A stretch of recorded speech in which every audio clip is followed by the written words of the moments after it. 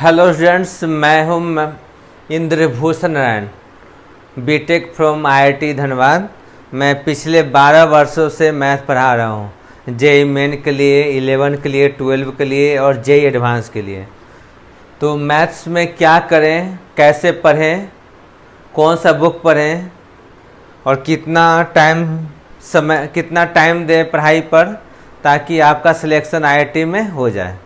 तो ये सब काफ़ी इम्पोर्टेंट बात है। कैसे पढ़ें, कौन सा किताब पढ़ें, कौन सा मटेरियल पढ़ें, कितना टाइम दें, ताकि आपका मैथमेटिक्स बहुत अच्छा हो जाए और आईआईटी जेई मेन में भी बहुत अच्छा मार्क्स आ जाए और जेई एडवांस में भी अच्छा मार्क्स आ जाए, और साथ साथ 11 और 12 में भी आज काफ़ी अच्छा स्कोर हो। तो इसके लिए देखिए, सबसे पहले मैथमेटिक्स में क्लास रेगुलर करना पड़ेगा। अगर क्लास रेगुलर नहीं करते, जैसे आप सपोज क्रिकेट खेल रहे हैं, क्रिकेट रेगुलर नहीं खेलते हैं, तो आपका प्रैक्टिस छूटेगा, तो अच्छा रन नहीं बना सकते हैं। उसी तरह मैथमेटिक्स में रेगुलर अगर प्रैक्टिस नहीं करेंगे तो अच्छा मार्क्स नहीं आएगा।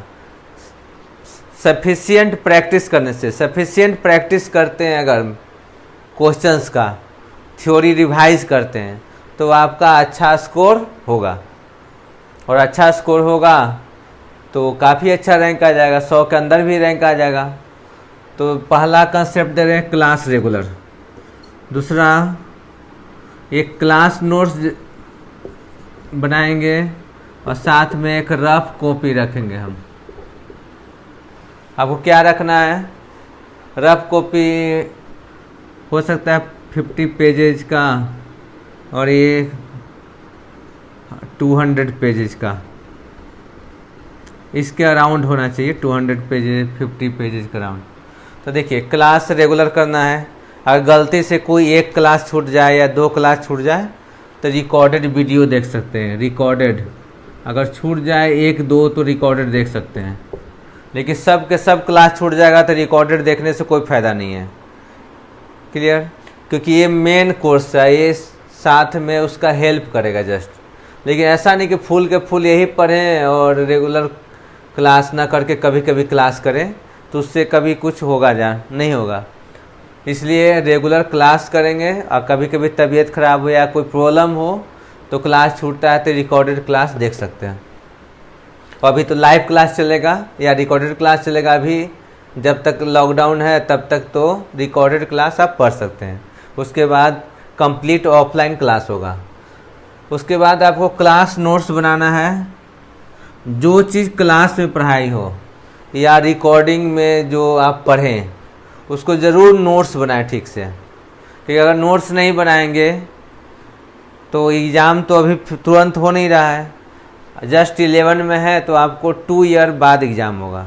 तो कोई भी कंसेप्ट को, कोई भी फार्मूला को 2 साल तक माइंड में रिटेन करना सबसे बड़ा गेम यही है। और जो इस गेम को सीख लिया कि जो पढ़ाई किए 2 ईयर तक कैसे रिटेन रखें, उसका कंसेप्ट को माइंड में कैसे रखें, उसमें उसका क्वेश्चन बनाने के लिए क्या करते हैं, कैसे बनाते हैं, उसको माइंड में रिटेन कैसे रखेंगे, और 2 ईयर बाद परफॉर्म कैसे करेंगे। तो माइंड में अगर सब चीज़ रहेगा तो वहाँ परफॉर्म करेंगे। और प्रैक्टिस करेंगे तो क्वेश्चन प्रैक्टिस करेंगे, ज़्यादा क्वेश्चन बनाएंगे तो अधिक दिनों तक माइंड में रहेगा। क्लियर? अब ये रफ नोट्स क्यों बोल रहे हैं, रफ कॉपी? तो देखिए, जैसे क्लास में कुछ क्वेश्चन दिए हम, तो पहले आप खुद ट्राई करेंगे। देखिए, कोई चीज़ ड्राइविंग सीखते हैं तो उसमें क्या है कि अगर अच्छा से नहीं चलाएं तो गिर सकते हैं, उसमें चोट लग सकता है। लेकिन इसमें ट्राई करेंगे तो बहुत ज़्यादा होगा तो नहीं बनेगा आपसे। लेकिन कम से कम क्वेश्चन तो ठीक से पढ़ लेंगे, क्या कह रहा है, क्या गिवन है, क्या पूछा जा रहा है। तो एक बार जब आप ट्राई करेंगे, 1 मिनट 2 मिनट ट्राई करेंगे, उसके बाद जब हम क्वेश्चन को बताते हैं तो उसको आप फेयर नोट्स, जो फेयर कॉपी है, फेयर नहीं कहिए, जो मेन क्लास नोट्स है, जिसमें जो सर पढ़ाते हैं वो लिखाएगा, जो सर डिस्कस करेंगे वो लिखाएगा, थ्योरी जितना पढ़ाएंगे सब इसमें लिखाएगा। फिर प्रॉब्लम जो क्लास में बताया जाएगा वो लिखाएगा इसमें।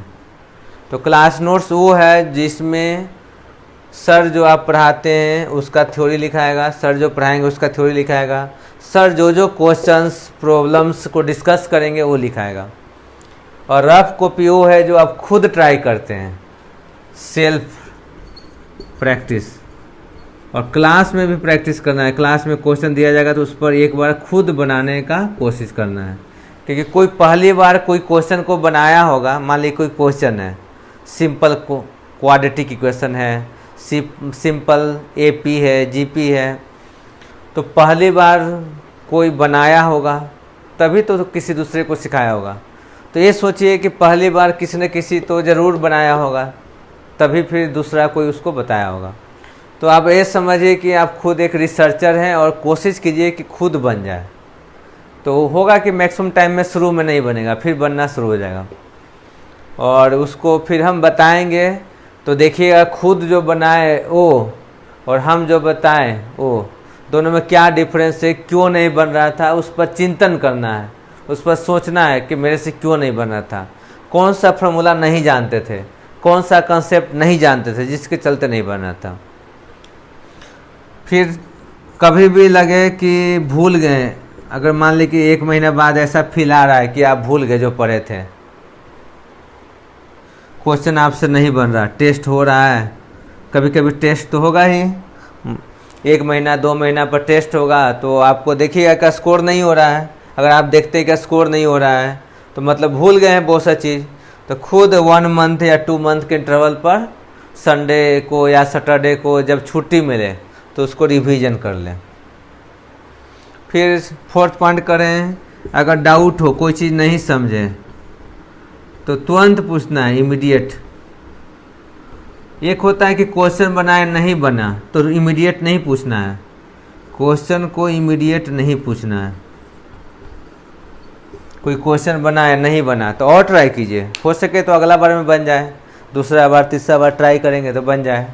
लेकिन कोई डाउट हो, थ्योरी से रिलेटेड डाउट, तो उसको इमीडिएट पूछ सकते हैं, क्लास में पूछ सकते हैं या तो क्लास के बाद 1-2 दिन के अंदर पूछ लीजिए उसको रिटेन नहीं रखना है, बहुत दिन तक उसको रखना नहीं है। जितने ज़्यादा रखेंगे अपने अंदर उतने प्रॉब्लम क्रिएट करेगा।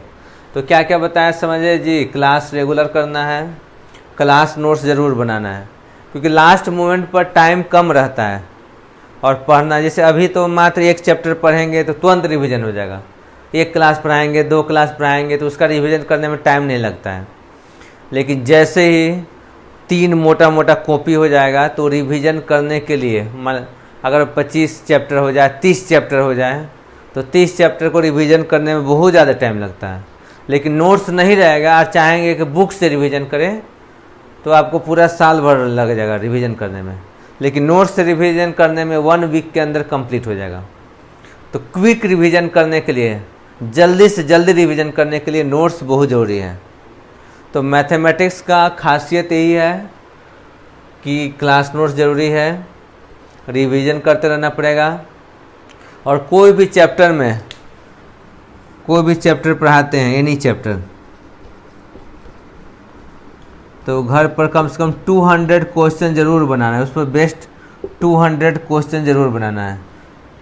मतलब क्रिकेट के हिसाब से डबल शतक ज़रूर बनाना है, मतलब 200 क्वेश्चन करीब बनाएंगे तभी आपको कॉन्फिडेंस आएगा कि आपसे क्वेश्चन बन जाएगा। और ऐसे 20 क्वेश्चन, 10 क्वेश्चन, बहुत कम क्वेश्चन बनाएंगे तो आपको उतना कॉन्फिडेंस नहीं आएगा कि आईआईटी में क्वेश्चन बना सकते हैं। तो क्लास में कम से कम 50 क्वेश्चन तो खुद ही मैं करवा दूंगा। तो उसके बाद 150 क्वेश्चन और बना लेते हैं करीब एक अच्छे लेवल में। देखिए बुक होता है, एक 11 स्टैंडर्ड का बुक होता है, 11, फिर 12 का होता है, फिर जे मेन का होता है, फिर जे एडवांस का होता है। बुक का भी अलग अलग कैटेगरी होता है। तो 11-12 के लिए सिर्फ आर.डी. शर्मा पढ़ सकते हैं, सिर्फ 11-12 पढ़ना है तो आर.डी. शर्मा का बुक आता है, उसको अच्छा से बना सकते हैं। और जे मेन जे एडवांस के लिए आप सिंगेज पढ़ सकते हैं, आर्यहंत का बुक आता है वो भी पढ़ सकते हैं। और नहीं कुछ पढ़ेंगे तो क्लास नोट्स या मटेरियल, क्लास नोट्स या क्लास में जो मटेरियल दिया जाएगा बनाने के लिए उस पर ध्यान दें। मेन तो क्लास नोट्स और क्लास का मटेरियल है, बाकी ये सब साइड बुक है। IIT JEE के लिए, JEE मेन और JEE एडवांस के लिए साइड बुक मतलब हेल्प करने के लिए, जैसे एक्स्ट्रा कुछ पढ़ने की इच्छा है, आपको इच्छा है कि टॉप 10 में रैंक आए, तो ये सब एक्स्ट्रा आप सिंगेज आर्यहंत का बुक देख सकते हैं। लेकिन क्लास नोट्स या क्लास मटेरियल देखते हैं, जो क्लास में असाइनमेंट दिया जाएगा, DPP दिया जाएगा, अगर उसको देखते हैं तो ये सब का कोई नीड नहीं है, ऐसे ही टॉप 10 में आ जाएंगे, ये पूरा अच्छा से अगर माइंड में है तो समझ गया अच्छी तरह से। लेकिन हम लोग किसी भी केस में डायरेक्ट यहाँ तक नहीं पहुँचेंगे कि सिंगेज डायरेक्ट बना रहे हैं, डायरेक्ट आर्यहंत बना रहे हैं। बोर्ड ज़रूर देखना है, क्योंकि बोर्ड से रिलेटेड भी क्वेश्चन कम से कम 30 से 40% क्वेश्चन इसी बुक से आ जाएगा JEE मेन में। तो इसलिए बोर्ड को हम लोग नज़रअंदाज नहीं करेंगे। बोर्ड का जो सिलेबस 11-12 का, उसको RD शर्मा से एक बार ज़रूर बनाएंगे। नहीं बनाएंगे तो कंसेप्ट में गैप हो जाएगा।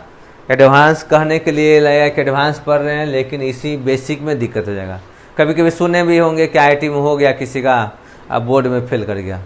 इसलिए 11-12 भी ध्यान देना है। उसके बाद कंपटीशन का बुक ये सब बनाना है, असाइनमेंट DPP भी मिलेगा।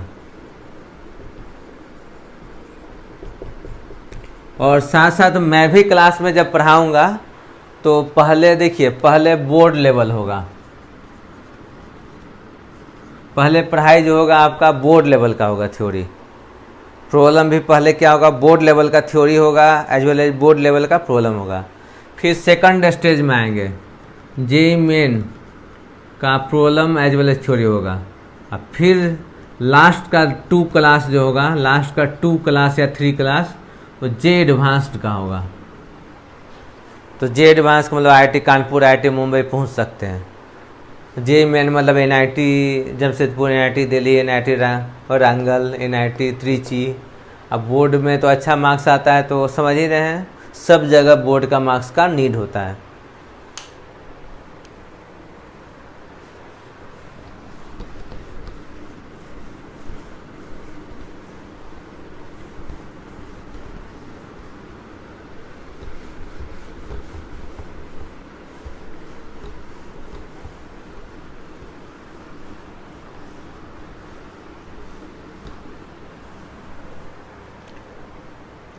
सबसे पहले बेसिक मैथ देखा जाए। बेसिक मैथ को देखिए, तो बेसिक मैथ में कुछ कंसेप्ट है जो बताने जा रहे हैं।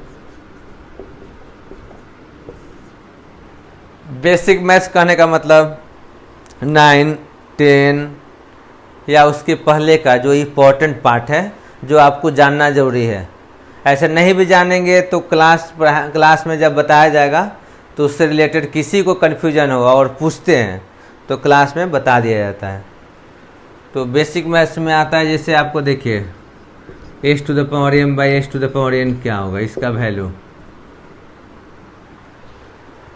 तो ये x⁻m/x⁻n का वैल्यू क्या होगा, तो यहाँ देखिए x 0 हो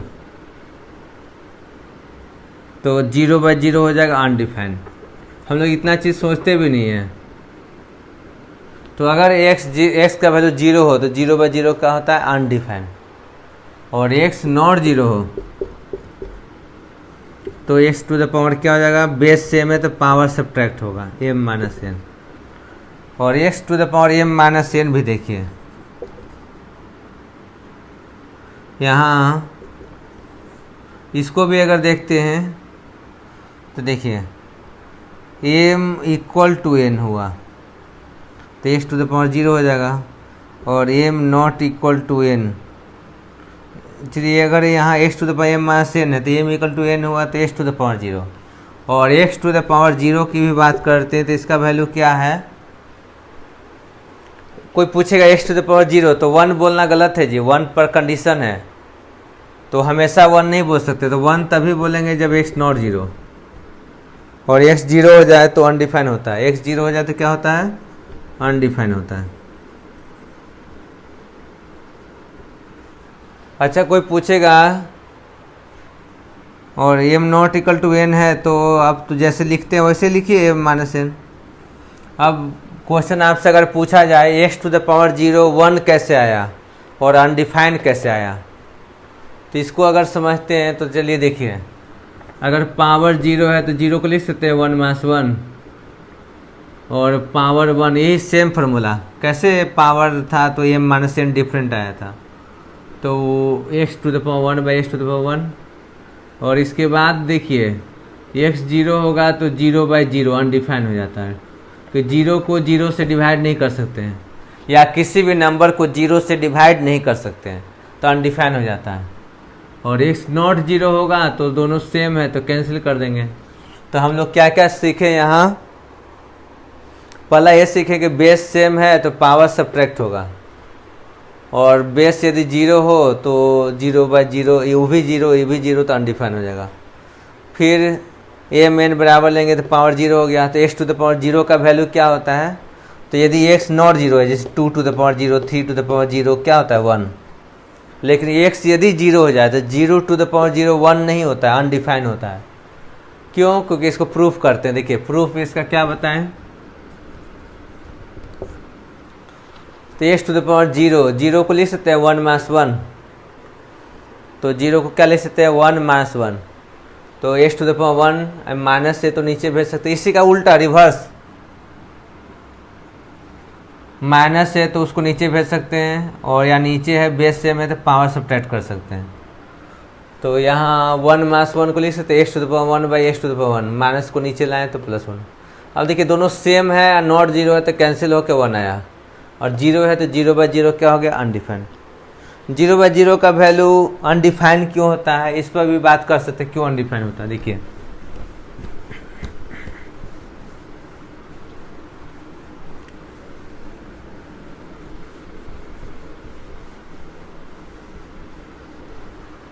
देखिए 0 बाई 0 अनडिफाइंड क्यों हुआ, इस पर विचार करते हैं। देखिए अगर कोई बोलेगा 0 इंटू 1 बराबर 0 इंटू 1, तो 0 को इधर लाइए तो 0 बाई 0 क्या हो गया 1 बाई 1 1।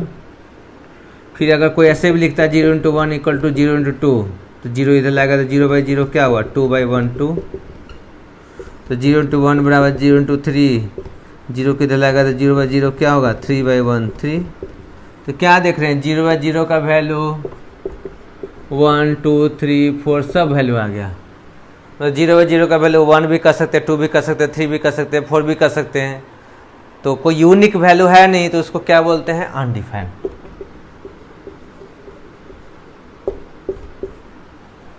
कोई यूनिक वैल्यू कुछ है नहीं, कोई फिक्स वैल्यू है नहीं, तो इसलिए क्या बोलते हैं अनडिफाइंड बोलते हैं। समझ में आया, तो 0 बाई 0 अनडिफाइंड होने का रीजन समझ में आ गया। अब देखिए सपोज आपसे पूछ रहे हैं 1 बाई 0 क्या होता है, 1 बाई 0, तो 1 बाई 0 को भी हम लोग अनडिफाइंड कहते हैं। क्यों, क्योंकि देखिए 1 बाई 0 को अगर आप इन्फिनाइट बोलते हैं तो गलत बोल रहे हैं। क्यों, क्योंकि इन्फिनिटी को इधर लाएंगे तो 1 बाई इन्फिनिटी 0। तो देखिए पॉजिटिव बाई पॉजिटिव न्यूट्रल नहीं हो सकता, 0 क्या है न्यूट्रल नंबर है, नाइदर पॉजिटिव नॉर नेगेटिव। 0 क्या है neither positive nor negative, 0 neutral है, नाइदर पॉजिटिव नॉर नेगेटिव। तो 1 बाई 0 अनडिफाइंड है, तो चेक कर रहे हैं, तो 1 लेट 1 बाई 0 को सपोज इन्फिनिटी कह रहे हैं, इन्फिनिटी से, तो 1 बाई इन्फिनिटी क्या हो जाएगा 0। तो positive divided by positive neutral तो हो नहीं सकता, इसलिए कहना गलत हो गया। तो 1 बाई 0 को हम इन्फिनाइट भी नहीं बोलते, क्या बोलते हैं अनडिफाइंड बोलते हैं। 1 बाई 0 क्या बोलते हैं अनडिफाइंड। तो इस पर बेस्ड एक क्वेश्चन देखते हैं तो और ज़्यादा क्लियर होगा।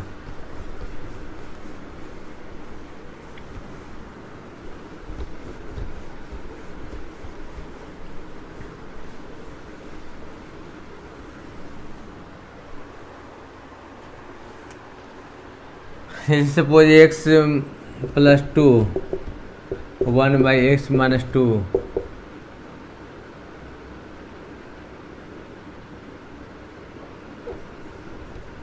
देखिए x plus 1 by x minus 2 equal to इतना प्लस 2 है, करा फाइंड एक्स। जैसे हम बेसिक क्वेश्चन लिए, देखिए कहाँ प्रॉब्लम होता है। तो x प्लस 1/x-2 है, 1/x-2 प्लस 2 है। तो देखिए आप लोग तो बना ही देते हैं क्वेश्चन को। तो 1/x-2 है, 1/x-2 है, प्लस 2 है। तो ये दोनों का अगर कैंसिल करते हैं तो x बराबर 2 आंसर। लेकिन ये गलत हो गया। क्यों गलत हो गया?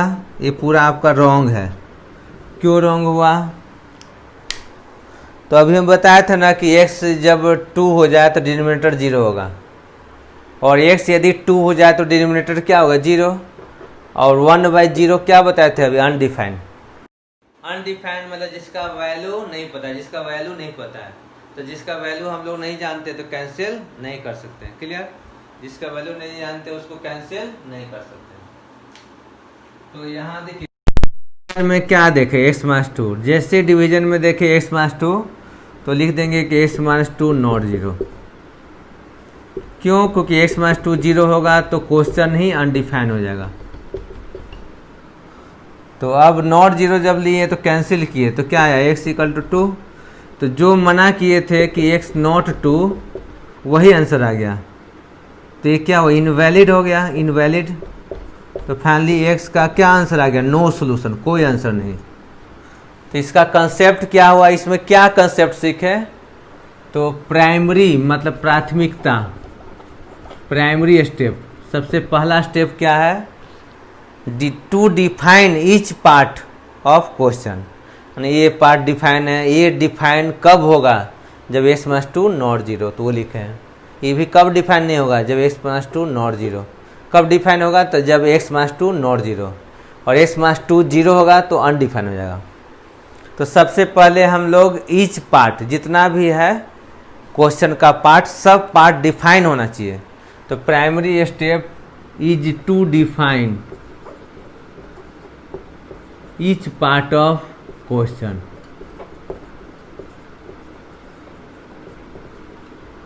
यानी कोई क्वेश्चन का सभी पार्ट, 3 पार्ट 4 पार्ट कितना भी हो, पहला पार्ट, दूसरा पार्ट, तीसरा पार्ट, चौथा पार्ट, सभी पार्ट को डिफाइन करते हैं पहला। और सेकेंडरी, प्राइमरी सेकेंडरी समझते हैं सेकंड स्टेप में सॉल्व करेंगे। To solve it and take only those x for which each part of question defined of questions is defined। देखिए, तो ये जस्ट लिखे, रटना नहीं है, कोई थ्योरी नहीं लिखने आता है कि कहानी की तरह आप क्वेश्चन ये लिखेंगे। ये जो लिख रहे हैं ना, आपको कहीं लिखने के लिए सब नहीं आएगा। आपको इसलिए लिखवा रहे हैं ताकि आगे चल के नोट्स रिवाइज करें, तो ये पढ़ेंगे तो समझ में आ जाए कि हम क्या कहे थे उस समय। तो सबसे पहला प्राथमिकता, समझ रहे हैं? कैसे आदमी को सबसे पहले रोटी, कपड़ा, वास, फिर चाहिए BMW गाड़ी। तो सबसे प्राथमिकता क्या? सबसे पहले तो सबसे पहले क्या देखते हैं? Define each part of question. Question का जो भी पार्ट है, first part, second part, third part, fourth part, सबको डिफाइन करेंगे। कब डिफाइन है? तो डिफाइन कब है ये जी पूरा क्वेश्चन? तो जब x-2 नॉट 0 लिख लिए पहले ही, हम लोग पहले ही मेंशन कर लिए कि x नॉट 2 होगा तभी डिफाइन होगा। अब सेकेंडरी स्टेप बोल रहे हैं solve it and take only those x for which each part of question is defined. और उसके बाद सॉल्व करते हैं और उसी को वैलिड x मानेंगे जिसके लिए क्वेश्चन का हर पार्ट डिफाइन है। तो सॉल्व करते हैं, क्योंकि x-2 नॉट 0 के लिए डिफाइन हो गया, तब कैंसिल करेंगे, x = 2 आया। 2 वही आया जो मना किए थे कि नहीं हो सकता है। क्वेश्चन को डिफाइन करने के लिए मना किए थे कि x नॉट 2, क्या बोले थे? 2 नहीं हो सकता है। और जो मना किए थे वही आंसर आ गया, इसलिए गलत हो गया। एक भी आंसर नहीं, मतलब जिसको रिजेक्ट किया गया था कि वो आंसर नहीं हो सकता है क्योंकि उसके लिए क्वेश्चन अनडिफाइंड है, और वही आंसर आ गया। मतलब finally there is a no solution. तो अभी हम क्या बताएं कि डिवीजन में कभी भी 0 आ जाए, 0/0 हो या 1/0 हो या 2/0 हो, डिवीजन में कभी भी 0 आ जाए तो फंक्शन अनडिफाइंड हो जाता है। तो अभी इतना जो सिखाएं वही है। और कोई भी क्वेश्चन सोल्व करने से पहले हम लोग देखते हैं कि वो डिफाइन कब हो रहा है, और जिस एक्स के लिए डिफाइन नहीं है वो एक्स कभी आंसर नहीं हो सकता है। क्लियर? अगर कोई आपसे पूछे पॉजिटिव इंटीजर किसको कहते हैं, पॉजिटिव इंटीजर जी, ऐसे इंटीजर इसे भी बताएंगे। पॉजिटिव इंटीजर किसे कहते हैं, तो ऐसा इंटीजर जो पॉजिटिव है। तो जीरो को पॉजिटिव इंटीजर बोल सकते हैं, तो नहीं, जीरो को अभी ने बताया था कि न्यूट्रल है, neither positive nor negative. Zero क्या है, नाइदर पॉजिटिव नॉर नेगेटिव। तो इंटीजर जो पॉजिटिव है 1 से शुरू होगा, 1 2 3 इस तरह कंटिन्यू 4 5 इनफिनिट तक। तो positive integer equal to natural number. Positive integer को डिनोट करते हैं आई प्लस, आई मतलब इंटीजर, प्लस मतलब पॉजिटिव इंटीजर। तो पॉजिटिव इंटीजर 1 2 3 इस तरह हुआ, और 1 2 3 4 5 ये सब जानते हैं क्या होता है, नेचुरल नंबर होता है। तो आपको इंटीजर का भी कंसेप्ट दिया जाएगा। अभी बताएं कि अनडिफाइंड डिफाइंड का कुछ कंसेप्ट दिए, कैसे पढ़ाई करेंगे ये भी बता दिए हैं। और कम से कम फिजिक्स केमिस्ट्री मैथ पूरा होल्ड ले, कम से कम आपको जो है 7 घंटा 8 घंटा तो पढ़ना ही पड़ेगा आईटी में अच्छा रैंक लाने के लिए। कम से कम 10 घंटा पढ़ लिए तो और अच्छी बात है। 12-13 जो बोलता है वो तो झूठ बोलता है, उतना ज़्यादा पॉसिबल नहीं है। क्योंकि मान लीजिए 6 दिन पढ़े, 7वां दिन कुछ नहीं पढ़े, 0, तो एवरेज निकालिएगा तो पता चलेगा कि 10 से कम हो गया। तो एवरेज अगर 10 आवर के अराउंड पढ़ लेते हैं और सीरियसली पढ़ते हैं, सोचते समझते हैं, गेम जो मोबाइल पर खेलते हैं उससे बिल्कुल दूर रहिए, और कंटिन्यू पढ़ाई कीजिए। पढ़ाई में मन ना लगे तो सो जाइए, घूम लीजिए, लेकिन खाली आपको टोटल पढ़ना है। अब मैक्सिमम 10 से 12 घंटा और मिनिमम 8 घंटा, 7 से 8 घंटा पढ़ना पड़ेगा, तभी आपका IIT JEE में सिलेक्शन श्योर हो जाएगा। और सिलेक्शन श्योर होने के लिए नहीं होता कि इतना टाइम पूरा कर लिया। टाइम पूरा करने से ज़्यादा इंपॉर्टेंट ये है कि जो क्लास में पढ़ाया जा रहा है वो 100% गेन हो रहा है कि नहीं, उससे रिलेटेड खुद सोच समझ पा रहे हैं कि नहीं। खुद सोचिए ऐसा क्यों होता है, वैसा क्यों नहीं होता है, और जो भी कन्फ्यूजन है वो कॉरस्पॉन्डिंग टीचर से पूछ के क्लियर करें। क्लियर? अच्छी तरह समझ में आ गया? ओके, छोड़ देते हैं अभी।